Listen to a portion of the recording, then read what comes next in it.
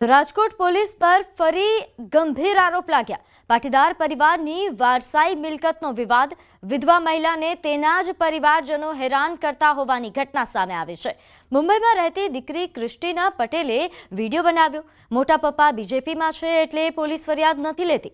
પોતાના મોત બાદ પરિવાર દ્વારા મિલકત બચાવી પાડવાનો આક્ષેપ।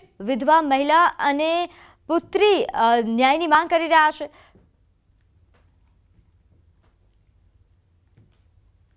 मेरे फादर की डेथ के बाद मैं बहुत कुछ फेस कर रही हूँ। 1 साल से मेरे फादर की फैमिली ने मतलब सारी प्रॉपर्टीज ले ली, सब ले लिया, बट मुझे उससे कोई फर्क नहीं पड़ा। हमने कोई रिएक्शन नहीं लिया, हमने लीगल एक्शन लिया जो यूजुअली सब करते हैं। बट अभी थोड़े टाइम बाद मैं जब मुंबई आई तो मॉम वहाँ पे अकेले रह रही है। अभी तक हमने कुछ नहीं बोला, ना हमने किसी को परेशान किया ना कुछ। लेकिन कल रात में जो मेरे बड़े पापा हैं जिसका नाम है विपिन अमृतिया, जो मेरा भाई है आनंद अमृतिया, और एक और रैंडम बंदा था उसका नाम मुझे नहीं पता, इन तीनों ने मेरी मॉम को अटैक करने की कोशिश करी है और मेरे ही घर में घुस के उन्होंने मम्मी के साथ गलत हरकत करने की भी कोशिश करी है। मैंने आज तक कुछ नहीं बोला। कल हमने पुलिस वालों को भी बुलाया लेकिन उन्होंने मतलब कोई एक्शन ही नहीं लिया। मतलब ना हमारी रिपोर्ट ली गई, ना FIR ली, और हमने कमिश्नर से भी बात करने की कोशिश करी, वो भी कोई एक्शन नहीं ले रहे। मतलब मेरे बड़े पापा वहाँ पे बीजेपी में कुछ है। इसका मतलब ये है कि अगर आप पॉलिटिक्स में हो तो आप उस चीज़ का फायदा उठा के और आप कुछ भी कर लोगे। तो क्रिस्टीना पटेलનો આરોપ છે કે હું મુંબઈ આવી છું અને મારા મમ્મી રાજકોટમાં એકલા રહે છે। મારા મોટા પપ્પા કે જેનું નામ બિપિન અમૃતિયા છે, ભાઈ આનંદ અમૃતિયા અને એક અન્ય શખ્સ કે જેનું નામ મને ખબર નથી, આ લોકોએ મારી માતા પર હુમલો કર્યો। મારા ઘરમાં ઘૂસી મારી માતા સાથે ખરાબ હરકતો કરી છે। અમે પોલીસને બોલાવી પણ તેમણે કોઈ એક્શન ન લીધી, એટલે કે તેમણે અમારી ફરિયાદ ન લીધી। કમિશનર સાથે વાત કરવાની કોશિશ કરી પણ તેઓ પણ કોઈ એક્શન લેતા નથી। મારે સોશિયલ મીડિયાનો સહારો એટલે લેવો પડ્યો। પોલીસ વાળા અમને જવાબ નથી આપતા। તમારી મમ્મી રાતના 12 વાગે પોલીસ સ્ટેશને ગઈ, 2 કલાક સુધી બેઠી કે FIR પાડવી છે। પોલીસ વાળાએ નોર્મલ કમ્પ્લેન લઈ એની ઉપર સાઇન કરીને કે આ FIR છે।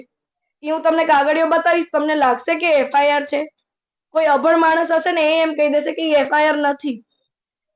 તો મારો કહેવાનો મતલબ એમ છે કે તમે બીજેપીના કાર્યકર્તા છો, મતલબ તમે ગમે એનું મર્ડર કરી નાખશો કે ગમે એને મારી નાખશો, ગમે એને ટોર્ચર કરશો કે ગમે એને ગમે એટલો અત્યાચાર કરશો, તમારી ઉપર કાંઈ એક્શન નહીં લો। મારી ઘરે અચાનકનો 10:30 પોણા 11 એને બેલ મારી, એટલે મને તો કઈ ખબર નહોતી, એટલે મેં સીધો દરવાજો જ ખોલી દીધો। ખોલ્યા ભેગો 3 જણા ઉભા હતા, બિપિન અમૃતિયા, આનંદ અમૃતિયા અને એનો ફ્રેન્ડ હતો જગદીશ। હવે ઈ 3 જણા દારૂ પીને આવ્યા હતા, એટલે મેં સીધો જ મેં હાથ આમ કર્યો કે ભાઈ તમે અંદર ન આવો। એટલે મને ધક્કો મારીને કે ઘર મારું છે, તું પ્રોપર્ટી, અને પાછો તું ને હું પ્રોપર્ટી ખાલી કર અને નીકળ। એટલે મેં કીધું ઈ જ્યારે થશે ત્યારે કોર્ટમાં બધું થશે, તમે અત્યારે એક કામ કરો, અત્યારે નીકળો, તમે દારૂ પીધેલ છે। ગાળ બધી એટલી હદે મને તો એટલી ટોર્ચર કરી, એટલે મેં સીધો 100 નંબરમાં કોલ કરી દીધો કે મારે બહેસ નથી જોતી। અંબાજીમાં જુગારધામ ઝડપાયો। શ્રાવણીઓ જુગાર રમતા 28 જુગારિયા ઝડપાયા છે। પહેલા અંબાજી માતાના દર્શન કર્યા અને બાદ 28 જુગારીઓ ગણેશ ભવન ધર્મશાળામાં જુગાર રમવા માટે બેઠા હતા। અંબાજી પોલીસને બાતમી મળી અને તેના આધારે રેડ કરી હતી। ગણેશ ભવનના 3જા માળે મોટી સંખ્યામાં લોકો જુગાર રમતા હોવાની પોલીસને બાતમી મળી હતી અને તેના આધારે પોલીસે તાકીદે રેડ કરતા 28 જુગારીઓને ઝડપી પાડવામાં આવ્યા। અમુક બહારથી આવેલા ઈસમો ખાનગીમાં જુગાર રમાડે છે 3જા માળે। તો તાત્કાલિક અમે જે હકીકતવાળી જગ્યા હતી ત્યાં જઈને રેડ કરેલ, તો ટોટલ 28 ઈસમો અમને મળેલ। રોકડ 4,61,930 અને મોબાઈલ સહિતનો અન્ય મુદ્દામાલ સહિત કુલ મુદ્દામાલ 10,99,930 ના મુદ્દામાલ સાથે મળી આવેલ છે। અમદાવાદમાં પાનની પિચકારી બાબતે હત્યા। જુહાપુરાના સંકલિત નગરમાં હત્યાનો બનાવ બન્યો। પાનની પિચકારી બાબતે યુવકની હત્યા થઈ ગઈ। વેજલપુર પોલીસ સ્થળ પર પહોંચી છે અને કાર્યવાહી હાથ ધરાઈ છે। તો વેજલપુર પોલીસ દ્વારા હાલ આ સમગ્ર મામલે હત્યા મામલે કાર્યવાહી શરૂ કરવામાં આવી છે, તપાસ શરૂ કરવામાં આવી છે। નોંધનીય છે કે પાનની પિચકારી બાબતે સામાન્ય બાબતમાં યુવકની હત્યા કરી દેવામાં આવી, જેના કારણે હાલ પરિવારમાં આરેરાટી વ્યાપી છે। पान की पिचकारी के बारे में हुई है। उनने बोला तू गाली देती हैगी, भाईजान बैठे थे तो उनने यूँ बोला मैं गाली नहीं देता हुआ, ये बारे में मगजमारी हुई थी। તો ફક્ત સામું જોવાની બાબતમાં ઘરમાં આગચંપી કરી ભાવનગરનો આ બનાવ કે જ્યાં અસામાજિક તત્વોનો આતંક સામે આવ્યો। અહીં અદાવત રાખીને મારામારી કરી ઘર ફૂંકી દીધું, મારામારી કરી મકાન સળગાવી દીધાનો આ બનાવ સામે આવ્યો છે। નોંધનીય છે કે અગાઉ થયેલી બબાલ અંગે અદાવતમાં આ પ્રકારનું કૃત્ય કરવામાં આવ્યું। પોલીસે બંને પક્ષો સામે ગુનો દાખલ કર્યો છે। રાજપીપળામાં બે આખલાઓ વચ્ચે જાહેર રોડ પર 1 કલાક સુધી આખલા યુદ્ધ ચાલ્યું। રાજપીપળાના લીમડા ચોક રોડ પર ઘટના ઘટી, જેમાં આખલાઓએ 2 સ્કૂટર સવારને અડફેટે લીધા। સ્કૂટર સવાર સ્કૂટર છોડીને ભાગ્યા હતા, જેના કારણે જાહેર રોડ પરના રાહદારીઓ તેમજ વાહન ચાલકોમાં ફફડાટ ફેલાયો છે, તેમજ સ્થાનિકો પણ હાલ ખૂબ જ ચિંતિત છે। ગીર સોમનાથમાં ફરી દીપડાએ બાળકનો જીવ લીધો। ઉના તાલુકાના ભાચા ગામે ખોડિયાર મંદિર પાસે એક દીપડાએ પરિવાર સાથે સૂતા 2 વર્ષના બાળક પર જીવલેણ હુમલો કર્યો। દીપડો બાળકને ઝૂંપડામાંથી ઊંચકીને 500 મીટર દૂર આંબાવાડી સુધી લઈ ગયો, જ્યાં તેનું કમકમાટી ભર્યું મોત થયું। જસાધર વન વિભાગને ઘટનાની જાણ થતાં જ પાંજરા ગોઠવી દીપડાને પકડવાની કામગીરી શરૂ કરાઈ છે। તો હાલ પાંજરું મૂકીને દીપડો પાંજરે પુરાય તે પ્રકારની કાર્યવાહી કરવામાં આવી છે। નોંધનીય છે કે અહીં 35 વર્ષથી રહેતા પરિવારના 2 વર્ષના બાળકને દીપડો ખેંચી ગયો અને તેનું મોત નીપજ્યું। 2 વર્ષના માસૂમ બાળકનો દીપડાએ જીવ લેતા હાલ પરિવારમાં આરેરાટી વ્યાપી છે, જેને લઈને વધુ વિગત સાથે આપણી સાથે સંવાદદાતા દિનેશ સોલંકી જોડાઈ ગયા છે। દિનેશ, આ મામલે શું વધુ વિગત, શું અપડેટ?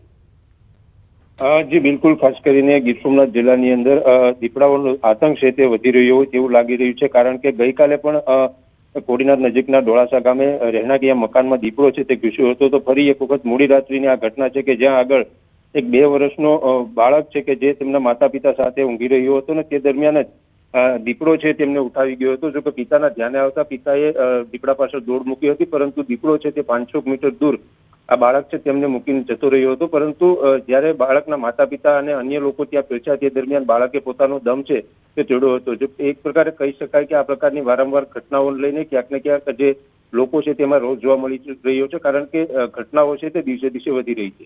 જી, આભાર માહિતી આપવા બદલ। બ્રિજ પર લટકતા ટેન્કરને ઉતારવાની કામગીરી શરૂ કરી દેવામાં આવી છે। ગંભીરા બ્રિજ પર લટકતા ટેન્કરને બહાર કાઢવા માટે તંત્રએ તૈયારીઓ શરૂ કરી। સિંગાપુરથી આવેલા 3 એન્જિનિયર તથા મરીન ઇમરજન્સી ટીમ સ્થળ પર હાજર છે। બલૂનથી ટ્રક નીચે ઉતારવામાં આવશે। હાલ ટ્રકની નજીક બલૂન રાખવામાં આવ્યું છે। બ્રિજની બહાર ઓપરેશન માટે ટેન્ટ પણ તૈયાર કરી દેવાયો છે। તમામ સેફટીના સાધનો અને ટેકનિકલ સાધન ટ્રક પાસે પહોંચાડી દેવાયા છે। ટ્રકની પાછળ લાંબા દોરડા તથા હવા વગરના સ્પેર બલૂન પણ તૈયાર રખાયા છે, જેને લઈને વધુ વિગત સાથે આપણી સાથે સંવાદદાતા હાર્દિક જોડાઈ ગયા છે। હાર્દિક, આજે ટેન્કરને ઉતારવા માટેની તજવીજ હાથ ધરાઈ છે, કેવા પ્રકારની તૈયારીઓ? બિલકુલ, જો આ ટેન્કરની આપણે જો વાત કરવામાં આવે તો ટેન્કરના માલિક વગર વાકે છેલ્લા કેટલાય સમયથી તંત્રને આ છેડેથી પેલા છેડે પીસાઈ રહ્યા છે અને તેમના દ્વારા છેવટે એવું કહેવામાં આવ્યું હતું કે કાં તો મારું ટેન્કર કાઢી આપો, કાં તો પછી નદીમાં પાડી આપો। ત્યારે તંત્ર દ્વારા આ ટેન્કર જે છે તે કાઢવા માટે કવાયત જે છે તે શરૂ કરવામાં આવી છે।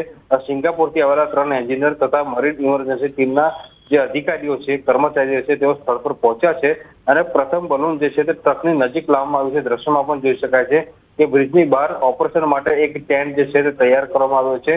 તમામ સેફટીના સાધનો અને ટેકનિકલ સામાન ટ્રક પાસે પહોંચાડવામાં આવ્યા છે અને ટ્રકની પાછળ લાંબા દોરડા તથા હવા વગરના જે સ્પેર બલૂન છે તે પણ તૈયાર કરવામાં આવે છે। લગભગ હજી પણ 24 થી 48 કલાક જેટલો સમય જે છે તે લાગી શકે છે, પરંતુ તંત્ર દ્વારા વહેલી તકે આ જે ટેન્કર છે તેને બહાર કાઢવામાં આવે અને તેના માલિકને સુપરત કરાય, ત્યાં પ્રકારના પ્રયત્નો જે છે તે અત્યારે હાથ ધરવામાં આવી રહ્યા છે। જી।